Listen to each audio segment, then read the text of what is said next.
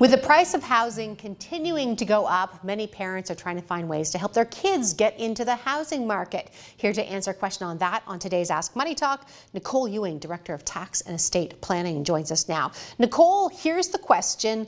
I want to sell my house to my child at a discount. Is that a good or bad idea?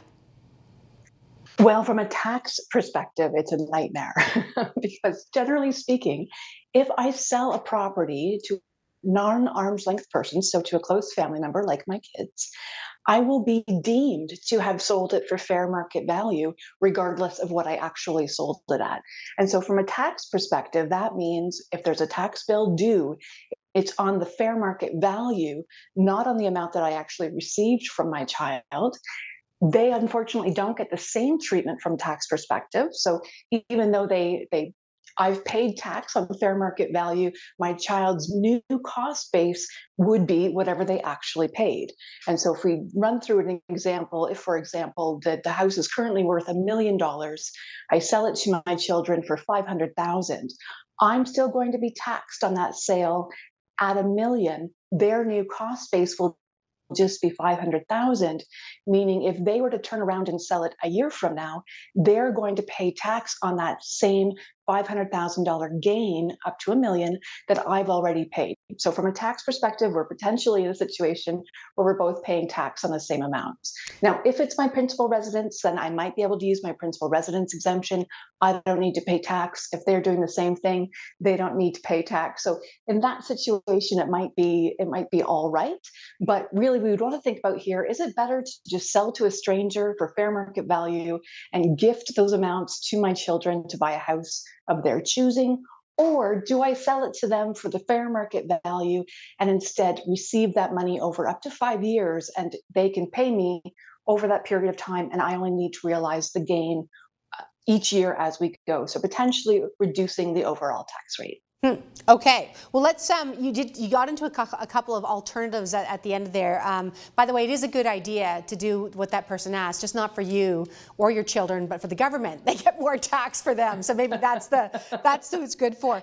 Let's talk about maybe gifting money for buying a home. Like, why is that easier? That is, and you kind of allude to the fact that is less stressful, might make more sense. It is, because if we're just gifting or we're lending cash, then we don't have any tax considerations to think about. So that's certainly an easier way of going about doing things.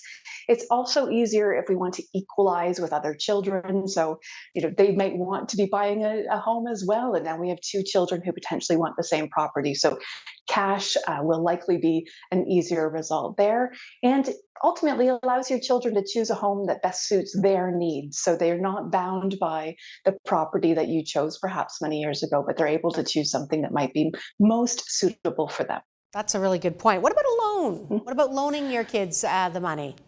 So loans can be very effective, and depending on what we're trying to achieve here, but from a creditor perspective, or perhaps even a family law perspective, this might be a best alternative, so that if unfortunately there was a breakdown in your child's relationship, you're able to call back that loan and get the proceeds back into your hands, so you're not inadvertently gifting those to your child's spouse.